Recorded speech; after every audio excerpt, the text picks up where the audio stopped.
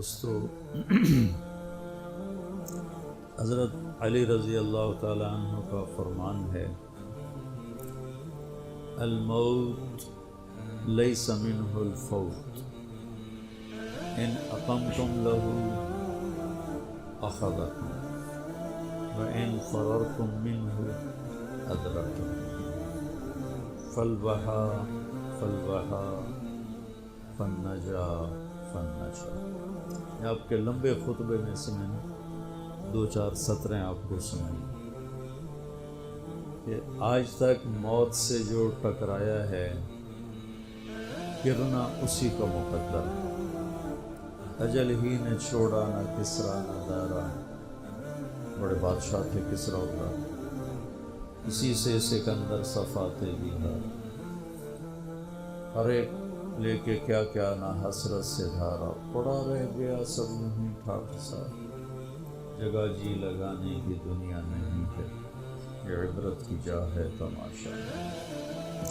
تو فرمایا حضرت علی رضی اللہ تعالیٰ عنہ، لڑو گے تو پکڑ مارے جاؤ گے، شکست کھاؤ گے، بھاگو گے پکڑے جاؤ، ان فررتم منہ ادرککم، بھاگو گے پکڑے جاؤ۔ اب یہ کتنے پہروں میں ہوتے ہیں بعض لوگ، لیکن کیا وہ موت سے بچ جاتے؟ موت تو سب کے لیے، لہٰذا کیا کرو، الوحا الوحا، الوحا کا مطلب جلدی کرو، جلدی کرو۔ کس چیز کی جلدی کرو؟ النجا النجا، اللہ کی بارگاہ میں پیش ہونا ہے، وہاں کامیاب ہونے کے لیے کچھ جلدی کرو۔ اس جلدی میں کیا کرنا ہے؟ تو فرمایا احی قلبک بالموعظہ، دل کو زندہ رکھنا قرآن کے ذریعے سے۔ جیسے پانی سے گھاس پھول پھل زندہ ہو جاتے ہیں، روح سے ہم زندہ ہیں، تو فرمایا دلوں کی زندگی قرآن سے ہے، قرآن سے دلوں کو زندہ رکھنا۔ ایک حدیث ساتھ یاد آ گئی، وہ بھی اسی کے ساتھ ایڈ کر کے سناتا ہوں۔ اطلب قلبک عند 3 مواطن، 3 جگہوں پہ اپنے دل کو دیکھو، لگتا ہے یا گھبرا رہا؟ عند سماع القرآن، قرآن کے سامنے بیٹھ کے دیکھو، دل لگتا ہے یا گھبراتا ہے؟ فی مجالس ذکر، ذکر کی مجالس میں بیٹھ کے دیکھو، دل لگتا ہے یا گھبراتا ہے؟ فی اوقات الخلوہ، تنہائی میں بیٹھ کے دیکھو، دل اللہ کے لیے کچھ تڑپتا ہے یا گھبراتا ہے؟ فإن لم تجدہ فی ہذہ المواطن، اگر تیرا دل قرآن سے گھبرائے، اللہ کی یاد کی مجالس سے گھبرائے، تنہائی میں گھبرائے، تو صلی اللہ ان یمن علیک بقلب فإنہ لا قلب لک، تو پھر اللہ سے مانگ اللہ تجھے دل عطا فرمائے، تیرا دل مر چکا ہے۔ دل کی 3 بڑی شریانیں ہوتی ہیں۔ مجھے سٹنٹ پڑا نا، وہ بھائی بھی ڈاکٹر ہے دل کا، تو کافی ساری معلومات اس کے ذریعے سے تھیں، پھر خود سٹنٹ پڑا اور ہو گیا۔ دل کو سپلائی دینے والی 3 بڑی شریانیں، تو وہ ایک بند ہو تو سٹنٹ ڈالتے ہیں، 2 بند ہو پھر بھی کوشش کرتے ہیں، 3 بند ہوں تو پھر آپریشن ہی کرتے ہیں۔ اور یہ خون دل کو سپلائی دینے والی ہیں، یہ بند ہو جائیں تو موت ہے۔ تو وہ دل جو میرے نبی بتا رہے ہیں اس کی بھی 3 شریانیں، میں ابھی مجھے وہ مناسبت ایک دم ذہن میں آ گئی، پہلے نہیں تھی، کہ ہمارے ڈاکٹر بتاتے ہیں کہ دل کی مین سپلائی، ویسے تو بہت سی رگیں ہیں لیکن 3 بڑی رگیں ہیں۔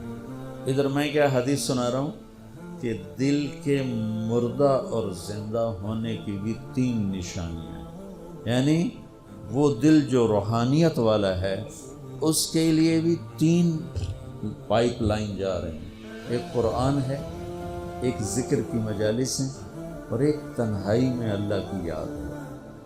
اگر تینوں بند ہیں تو دل مر چکا ہے، وہ چاہے بادشاہ ہے، چاہے RPO ہے، چاہے مولانا ہے۔ اور اگر تینوں زندہ ہیں تو یہ دل صحت مند ہے، نورانی ہے اور اللہ کا محبوب ہے۔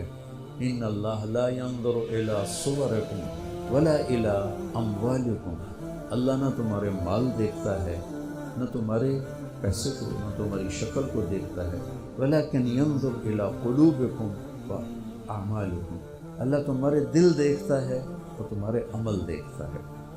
تو ارشاد فرمایا اگر تیرا دل قرآن میں نہیں لگتا، کتنے لوگ ہیں زندگی بھر قرآن اٹھا کے بھی نہیں دیکھتے، بس مردوں کے لیے رکھ دیا ہے، مولوی صاحب آ جائے ختم پڑھ چھڑے۔ محرم میں کوئی حافظ بٹھا دیتے ہیں قبروں پہ، جا بھی سڑے پیو دی قبر تے قرآن پڑھتے آپ قل واللہ پڑھن دی توفیق نہیں ہوندی تو حافظہ میں جا کے بھایا ہوندا۔ محرم میں جاتے ہیں نا، ایک رسم ہے، اچھی رسم ہے، خبریں تازہ ہو جاتی ہیں، پھر بزرگوں کے لیے ایصال ثواب ہو جاتا ہے۔ تو کتنے لوگ ہیں سال ہا سال گزر جاتے ہیں قرآن اٹھا کے نہیں دیکھتے، ایک رگ تو پوری بند ہو، اللہ کی یاد کی مجالس میں نہیں جاتے، دوسری رگ پوری بند ہو، تنہا بیٹھ نہیں سکتے، گھبرانے لگتے ہیں، کبھی ٹی وی آن کرتے ہیں، کبھی موبائل آن کرتے ہیں، حالانکہ وہ تنہائی اللہ سے بات کرنے کا وقت ہوتا ہے۔ تو بھائیو، اس مردہ دل کے ساتھ کوئی مر گیا تو موت بڑی خوفناک چیز ہے، موت سے خوفناک کوئی چیز نہیں۔ اور زندہ دل لے کر اگر موت آ گئی تو موت سے خوبصورت کوئی تحفہ نہیں، اس سے خوبصورت کوئی پیغام کوئی۔